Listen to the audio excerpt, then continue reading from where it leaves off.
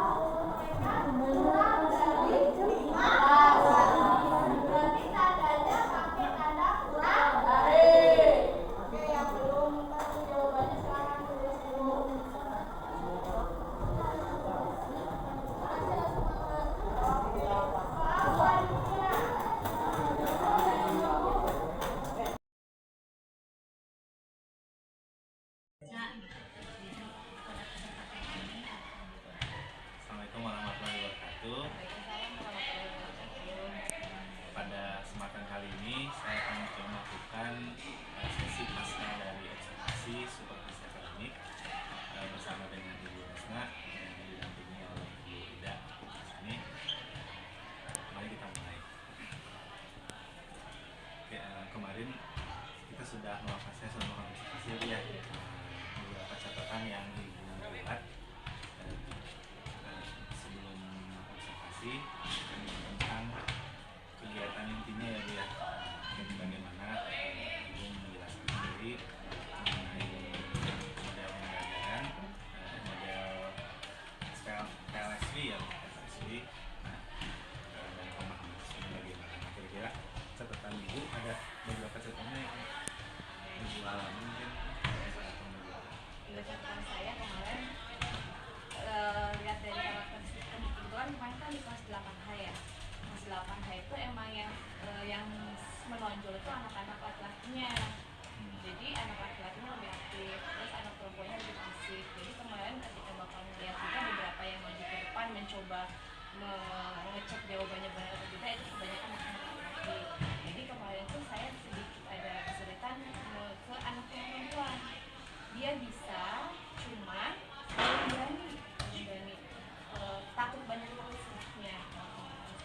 Jadi masih kurang, anak perempuannya kurang pegang dengan mekanisme pembelajaran PLSV.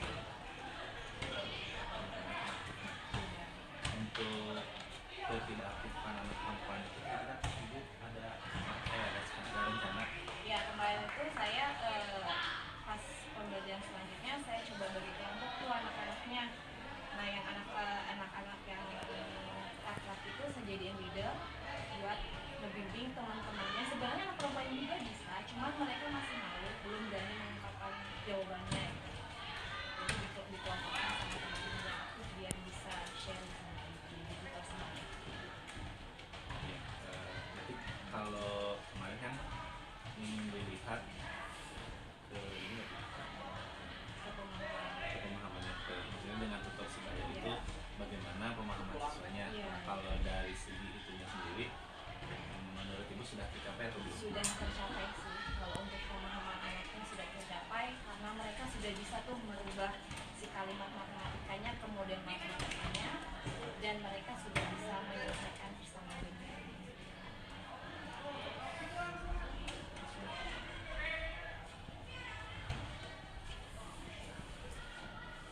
Berarti tantangannya sendiri di mengaktifkan siswa perempuan. Iya, mengaktifkan siswa perempuan. Selain dari dibagi kelompok itu, Ibu ada rencana nggak gimana untuk meningkatkan kepercayaan dirinya tadi? Harus selalu dimotivasi ya Pak, anak yang seperti itu. Sebenarnya dia bisa, cuma belum berani menunjukkan aja, belum berani soal ke depan. Jadi palingan kita butuh pendampingan. Saya biasanya ke anak-anak yang seperti itu, saya tetap kalau kasih motivasi, kamu tuh bisa, harus berani. Kalau salah ya nggak apa-apa, namanya belajar.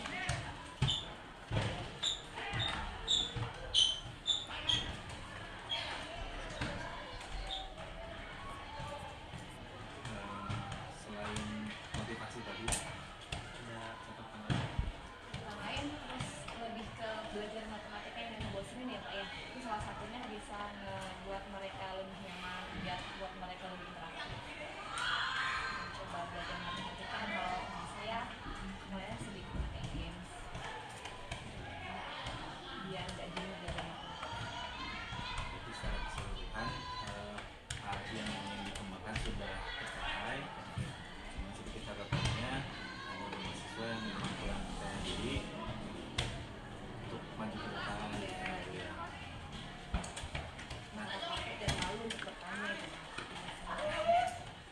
biasanya dia itu kan kalau udah ngerti malu.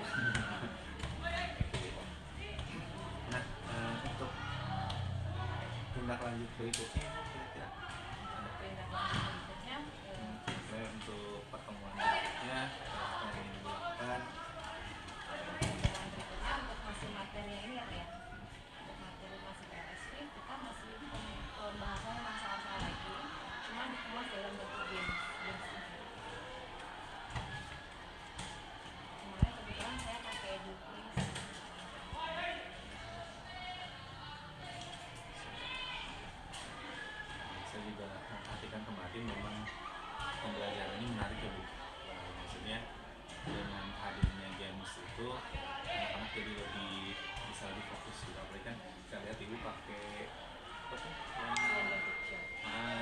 back to back gitu lah. Back kematian kata. Jadi untuk memilih siswanya, kalau saya kan biasa pakai rolet, Iya. kan biasa. Nah, saya lihat dari pelajaran itu pakai BBM itu jadi pembelajaran bagi saya gitu. Mungkin itu bisa diaplikasikan di pembelajaran memilih siswa untuk aktif ya, itu salah satu strategi. Nah, ini Kalian tugas saya tinggal ini ya, memotivasi anak buat belajar. Kalau dia udah termotivasi, saya langsung belajar matematika ini dan belajar matematika lebih dikemas lebih interaktif kayak saya ini.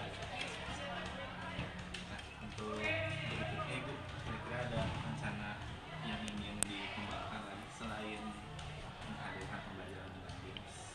Sejauh ini Maksudnya untuk ke siswanya sejauh ini saya baru ke situ ya, karena tugas saya merubah mindset anak itu untuk belajar matematika itu mudah itu lumayan agak lama Pak.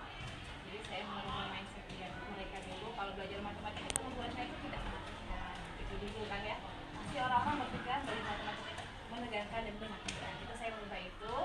Terus ketika pembelajaran di kelas dibuat sedikit ada apa ya, berdifferensiasi. Jadi kita bisa memahami semua karakteristik anak yang ada di kelas. Ya, walaupun kita nggak bisa pegang semua ya. Kemudian tadi ya saya kemas dengan game biar lebih mudah.